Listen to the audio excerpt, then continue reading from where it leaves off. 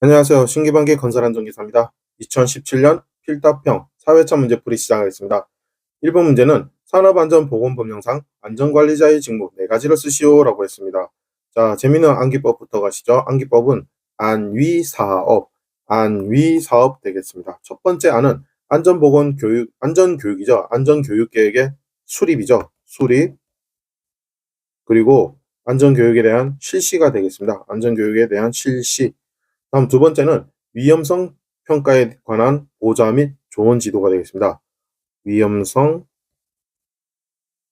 평가. 이 위험성 평가에 대해서 보좌, 조언, 지도를 합니다. 세 번째는 사업장에 대해서 어떻게 해야 되죠? 그렇죠. 사업장에 대해서 순회 점검을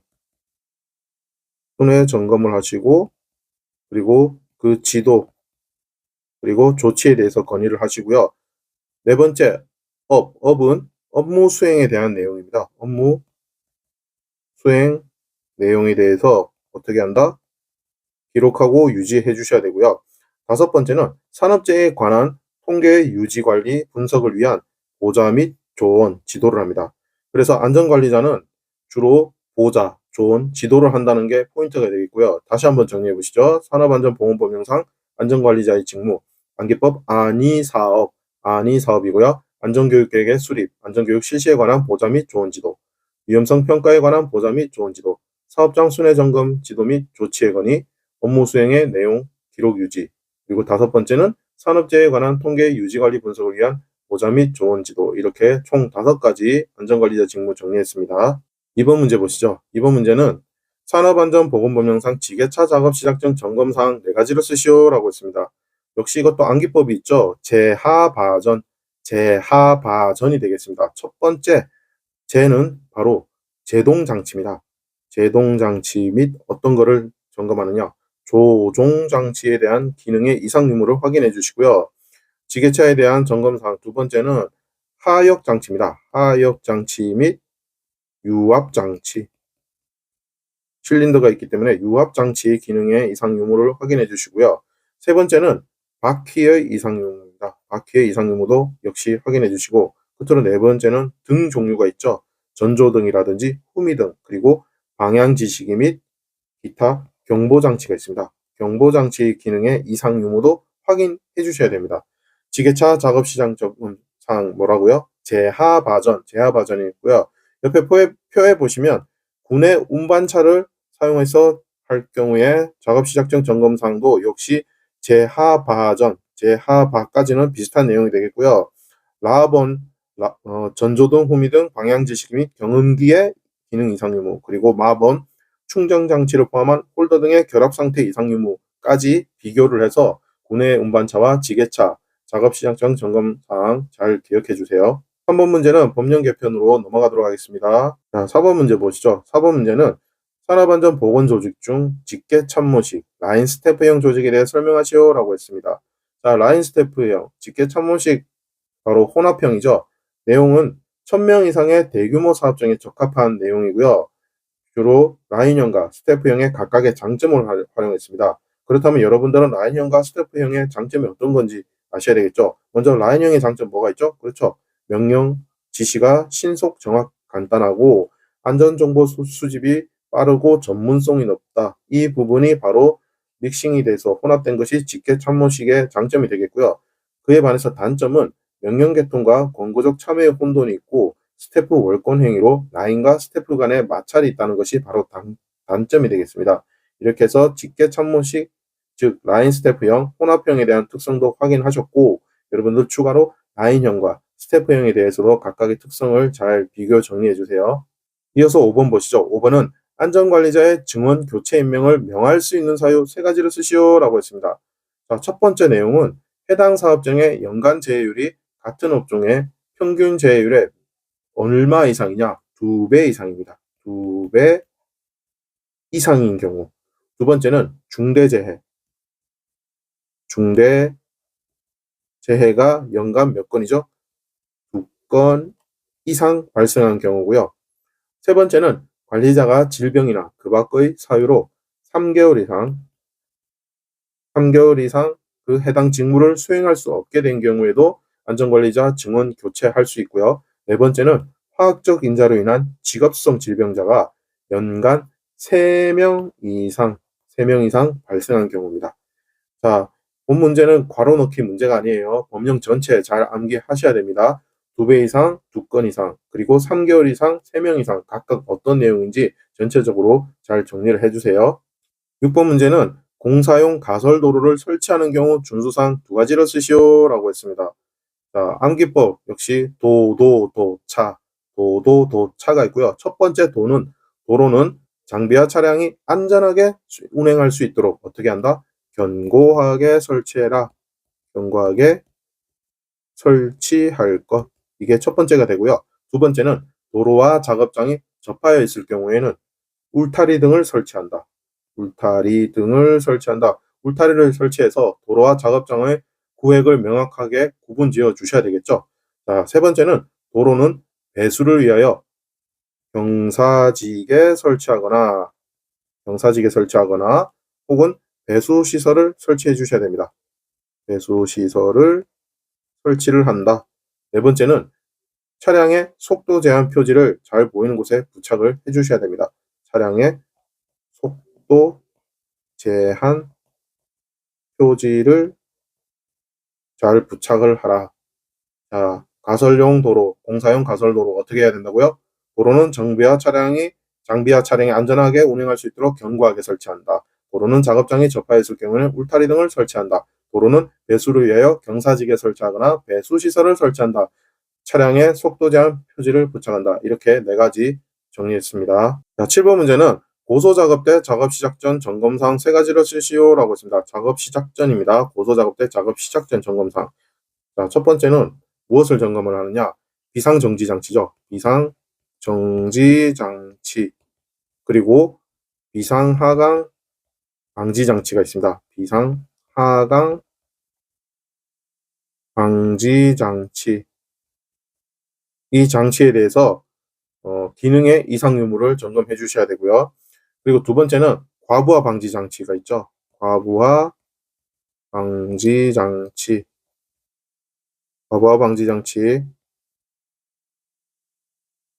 이 과부하 방지 장치에 대해서도 작동 유무의 이상을 점검해 주셔야 되고요. 특히 와이어 로프 또는 체인 구동 방식인 경우에 중점을 두셔야 됩니다. 그리고 세 번째는 아웃트리거 또는 바퀴의 이상 유무도 확인해 주셔야 돼요. 아웃트리거, 지지대 말하는 거죠. 아웃트리거나 바퀴의 이상 유무 확인해 주시고요. 네 번째는 작업면의 기울기 또는 요철의 유무, 울퉁불퉁한 요철의 유무도 확인해 주시고요. 다섯 번째는 활선 작업용 장치의 경우에는 홈, 균열, 파손 등에 대한 그 밖의 손상 유무도 확인하셔야 됩니다. 자, 고소 작업 때 작업 시작 전 점검 사항 총 5가지 내용이 있고요. 제가 작업 시작 전에 왜 빨간색으로 표기를 했냐면 고소 작업 때 이동하는 경우 준수 사항도 있어요. 이동하는 경우 준수 사항은 암기법 작자기가 있고요. 첫 번째 작은 작업대를 가장 낮게 하강시켜셔야 되고, 두 번째는 작업자를 태우고 이동하시면 안 됩니다.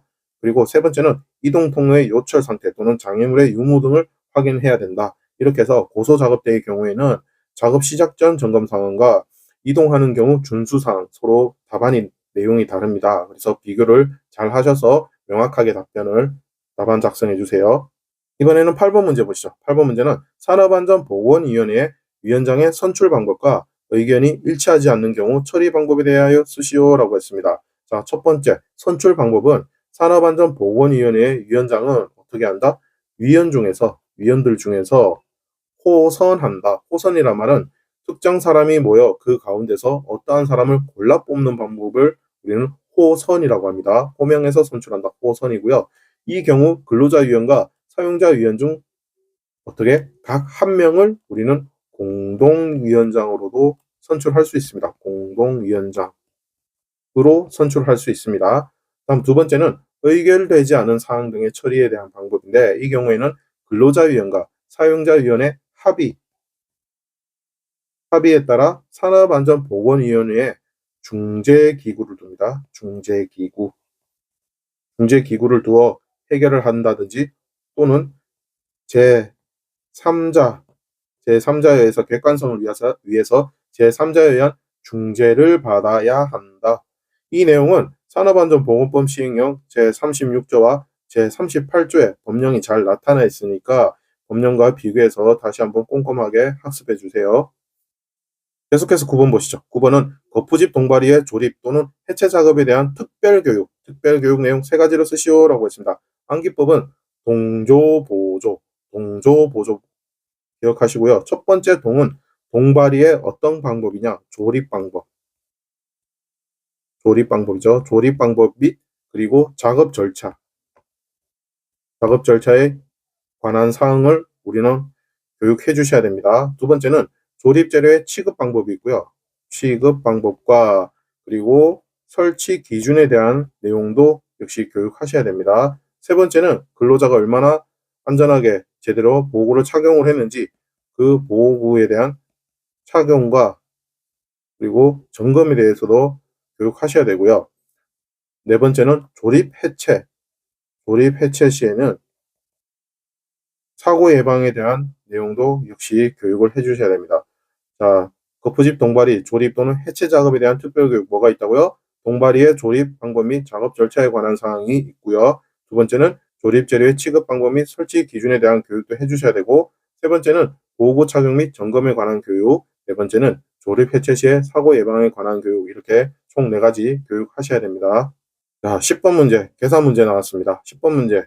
건설업 건축공사 총 공사 원가는 110억 원이고요. 재료비가 40억, 직접 노무비가 30억, 간접 노무비 10억, 기계 경비는 30억일 때 이런 상황에서 산업안전보건관리비를 다음 기준표를 참고하여 계산하시오라고 했습니다. 자, 산업안전보건관리비를 표에서 보시고 우리는 구해야 돼요. 자, 여기서 건설업 건축공사라고 했습니다. 건축공사는 대상액 5억 원 미만인 경우에 3.11%, 그리고 5억 원 이상 50억 원 미만인 경우에는 뭔가 비율과 기초액을 적용해야 될 것 같고요. 대상액 50억 원 이상은 2.37%라고 되어 있습니다. 자, 이 내용은 2025년 1월 1일부로 개정될 계산 기준표입니다. 그래서 우리는 산업안전보건관리비를 어떻게 구하느냐? 대상액의 요율을 곱한 값에 기초액을 더합니다. 뭐라고요? 대상액에서 요율을 곱하고 기초액을 더합니다. 다만 여기서 대상액, 즉 재료비와 직접 노무비가 어떤 조건? 50억이냐 5억이냐, 5억 원 이상이냐 50억 원 미만이냐, 이 범주에 들어갈 경우에는 그 비율, 즉 요율과 기초액을 적용을 하시고 나머지는 해당 금액에 맞게끔 퍼센테이지만 적용하면 되겠죠. 자, 문제에서는 재료비가 얼마라고 했죠? 40억이라고 했어요. 그리고 뭐가? 직접 노무비가 30억이랬죠. 그렇죠? 40억과 30억 더하면 70억이라서 우리는 대상액 50억 원 이상으로 적용을 해서 2.37%를 요율을 곱하게 되면 정답은 1억 6,590만 원이 됩니다. 1억 6,590만 원. 이해되셨나요? 예를 들어서 재료비와 직접 노무비 그 합 대상액이 35억 원이다. 그런 경우에는 여기 5억 원 이상 50억 원 미만이라 해서 그 요율은 2.28을 곱하게 되고요. 거기에 추가로 기초액 432만 5천 원을 더하겠죠. 자, 이렇게 해서 문제 풀이 과정을 이해를 하시고 표를 어떻게 적용하셔야 되는지 그 전체 과정 이해하시고, 여러분들이 답안을 쓰실 때는 공식까지는 아니지만 계산 풀이 과정 40억 플러스 30억 곱하기에 요율, 이 내용까지 쓰신 다음에 답안을 도출하셔야 됩니다. 답만 쓰시면 점수를 획득하실 수가 없어요. 이 점 주의하시고 다음 문제로 넘어가 보겠습니다. 11번 문제는 다음 설명에 해당하는 공법의 명칭을 쓰시오라고 했습니다. 자, 설명 내용 보시죠. 연약 집안의 구조물을 구축할 경우 그 집안의 흙삭기 등으로 미리 재하를 하여 안밀 침하를 일으켜 안정시킨 후 흙삭기를 제거하고 구조물을 축조하는 공법이다라고 설명되어 있어요.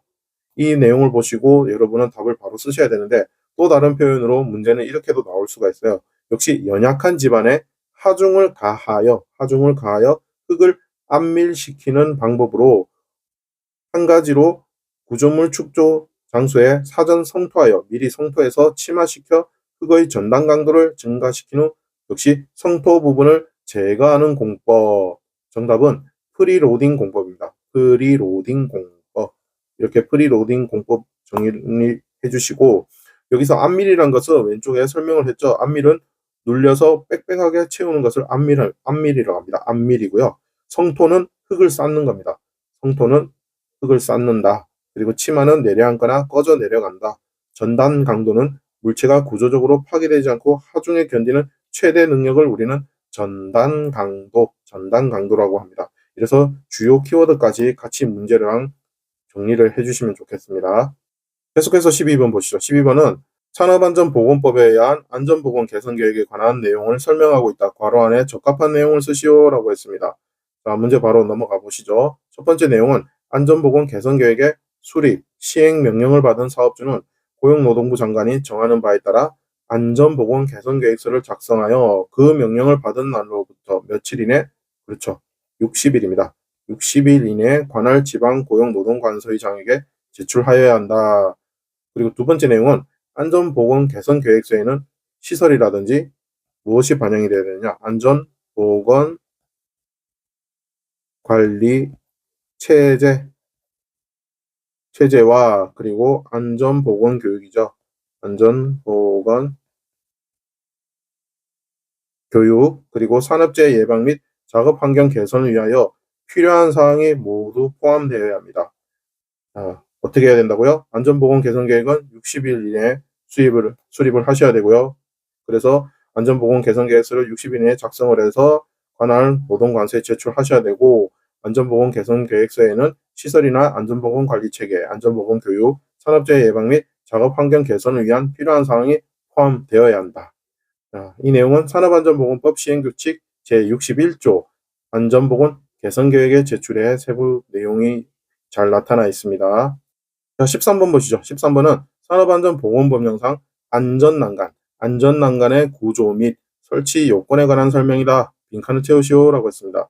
첫 번째 내용은 상부 난간 때는 바닥면, 발판 또는 경사로의 표면으로부터 몇 센티미터 이상이냐, 90cm 이상의 지점에서 설치하고, 상부 난간대를 120cm 이하에 설치하는 경우에는 중간 난간대는 상부 난간대와 바닥면 등의 중간에 설치를 합니다. 두 번째로 발끝마기판은 바닥면 등으로부터 10cm 이상의 높이를 유지하셔야 되고요. 세 번째는 난간대는 지름 2.7cm 이상의 금속재 파이프나 그 이상의 강도가 있는 재료를 사용하셔야 됩니다. 네 번째는 안전난간은 구조적으로 가장 취약한 지점에서 가장 취약한 방향으로 작용하는 100kg 이상의 하중에 견딜 수 있는 튼튼한 구조여야 합니다. 해당 내용은 문제에서는 빈칸 채우기지만 법령 내용이기 때문에 문장 전체로 다시 한번 정리를 해주시길 당부드립니다. 계속해서 14번 보시죠. 14번은 산업안전보건법령상 콘크리트 공사 시 사용하는 비계 종류 5가지 쓰시오라고 했습니다. 비계 종류 어떻게 나와 있느냐. 산업안전보건 기준에 관한 규칙 제2절 조립 해체 및 점검의 세부 내용이 나타나 있고요. 종류 첫 번째는 어떤 비계? 강관비계입니다. 강관비계. 두 번째는 오른쪽에 적어놨죠. 강관틀 비계가 있고요. 세 번째는 달비계가 있습니다. 달비계. 네 번째는 달대비계가 있고요. 다섯 번째는 걸침비계가 있습니다. 걸침비계. 그리고 여섯 번째는 말비계가 있고요. 말비계. 일곱 번째는 이동식 비계. 여덟 번째는 시스템 비계가 있습니다. 시스템 비계. 끝으로 아홉 번째는 통나무 비계가 있습니다. 통나무 비계. 자, 산업안전보건 기준에 관한 규칙에 총 9가지 비계 종류가 나와 있어요. 자, 첫 번째 뭐라고요? 강관비계. 두 번째 강관틀비계. 세 번째 달비계. 네 번째 달대비계. 다섯 번째 걸침비계. 여섯 번째 말비계. 일곱 번째 이동식 비계. 여덟 번째 시스템 비계. 아홉 번째 통나무 비계. 이렇게 총 9가지 비계 이름 종류 살펴봤습니다. 지금까지 신기반기 건설안전기사와 함께 2017년 필답형 4회차 문제를 모두 풀어봤습니다. 수고하셨습니다.